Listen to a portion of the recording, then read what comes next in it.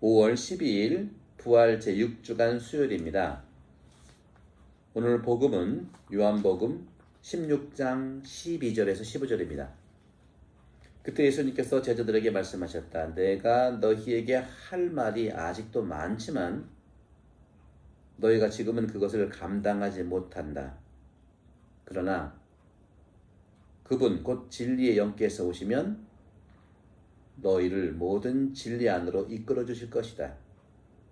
그분께서는 스스로 이야기하지 않으시고 들으시는 것만 이야기하시며 그 앞도 앞으로 올 일들을 너희에게 알려주실 것이다.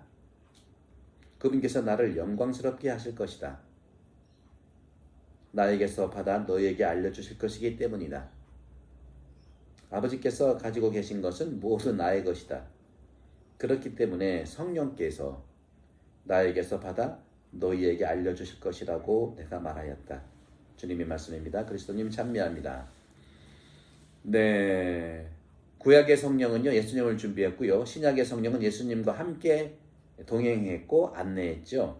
그리고 오늘날까지 성령께서는 예수님을 따르시면서 우리와 함께 하십니다. 우리와 함께 하시는 하나님께 성령이시죠. 오늘 복음을 보면 자세히 쓰여 있어요. 진리의 영, 성령께서 어떤 일을 하시는가. 첫째, 진리의 영은요 13절에 너희를 모든 진리 안으로 인도한다, 이끌어준다. 성령은 자기가 만들어내는 얘기를 하는 것이 아니라 바로 아버지께서 하신, 아버지로부터 들은 것만 이야기하고요. 또 앞으로 올 일들을 너에게 알려준다. 그리고 예수님, 그분께서 나를 영광스럽게 하실 것인데 바로 나에게서 받아 그 영광스럽게 한 것을 너희에게 준다는 겁니다. 우리에게 주는 거예요. 아버지가 가지고 계신 것은 모두 예수님의 것, 나의 것이고 따라서 성령께서 나에게서 받아 바로 우리에게, 너희에게 주신다는 거죠. 성령은요, 이처럼 오늘은 진리의 영이라고 표현을 했지만 위로자이십니다. 우리를 늘 위로해 주시는 분이에요. 그리고 우리를 늘 어둠 속에 있을 때, 우울할 때, 정말 힘들 때 조명, 비춰주시는 분이에요. 지금도 이거 조명이 없으면 어둡잖아요. 그죠? 네. 세 번째, 진리의 영. 오늘은 진리의 영이라고 말씀하셨죠? 진리를 알게 해주시는 영이라 이거죠. 진리. 진리는 뭡니까? 말씀이고 예수님이고 하느님이잖아요. 그죠? 그럼 진리는 어떤 것이 또 분류가 되느냐? 진리는 선포되는 영이 있고 이해되는 진리가 있는 거예요. 선포되는 진리, 이해되는 진리. 선포되는 진리는 그 선포된 말씀, 진리를 우리가 이해를 해야 돼. 우리를 먼저 이해를 하는 것이 중요하고요. 이해를 하려면 만나야 되죠. 참으로 바라봐야 되죠. 바라보고 한 그 이해한 진리를 내가 선포하는 거예요. 말씀을 선포한다는 거죠. 그게 두 개 다가 성령께서 주시는 겁니다. 따라서 성령을 비추심으로써 진리가 드러난다는 거죠.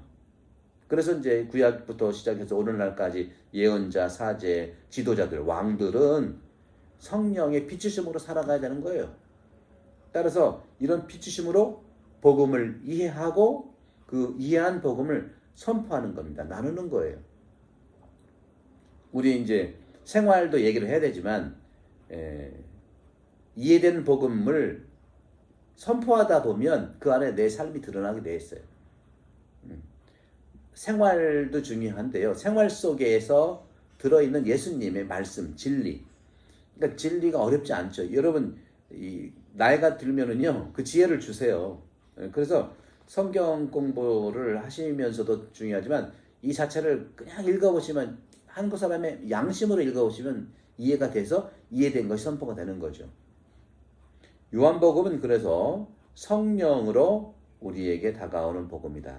따라서 성령은 진리를 선포하고 또 진리 밖에 선포하고 선포를 통해서 모든 사람은 진리로 인도하는 거죠. 진리 안으로 인도하는 거예요. 그러니까 진리를 밖으로 선포하고 또 모든 사람을 진리 안으로 인도한다는 거죠. 진리가 밖으로도 나가고 우리가 진리 안으로 들어간다는 거죠.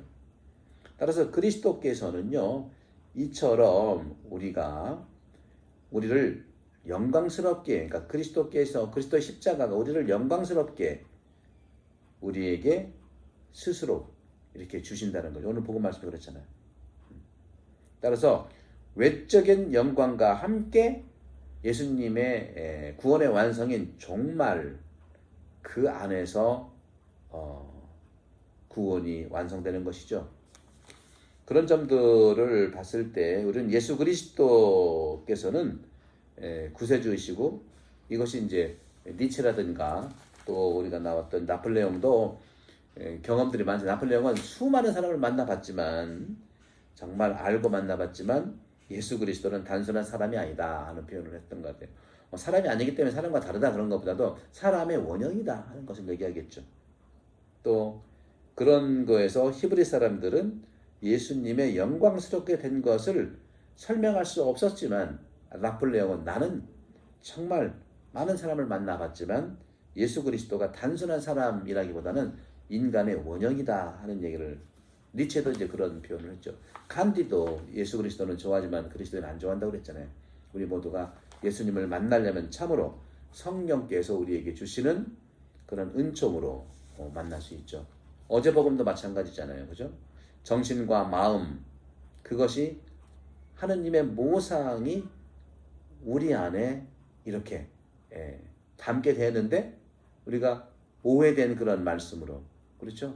죄를 지어서 모상에 상처가 난 것이 그것이 이제 죄의 상태라. 죄는 어떤 뭐 현행범 이런 것이라기보다도 정말 하느님의 사랑에서 조금 멀어진 것, 하느님의 모상인 그 마음과 정신이 조금 상한 것 이런 것들. 따라서 그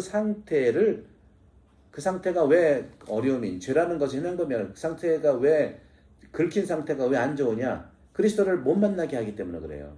그리스도를 만나지 못하게 하는 게 그게 죄라는 것이죠. 죄가 여러분들 죄의식 갖지 마세요. 그런 점에서 성령을 받은 사람들은 미래라든가 또 이것이 분명히 보이고 능력을 갖게 됩니다. 미래는 너는 모르면 안 한다 그것이 아니라 그 진리를 알기 때문에 그런 거죠. 코로나도 마찬가지예요. 그래서 성령을 받은 사람은 미래를 밟고 희망을 사는 사람들입니다. 그래서 그리스도께서 주님 말씀은 희망 말씀으로 전달하는 사람이고 그런 점에서 심판하러 오신다는 것은 신망에 믿고 바라고 사랑하는 이런 것들 구원하러 오신다는 것을 믿는 것이죠. 성부와 성령의 기름으로 모두를 강복합니다. 감사합니다.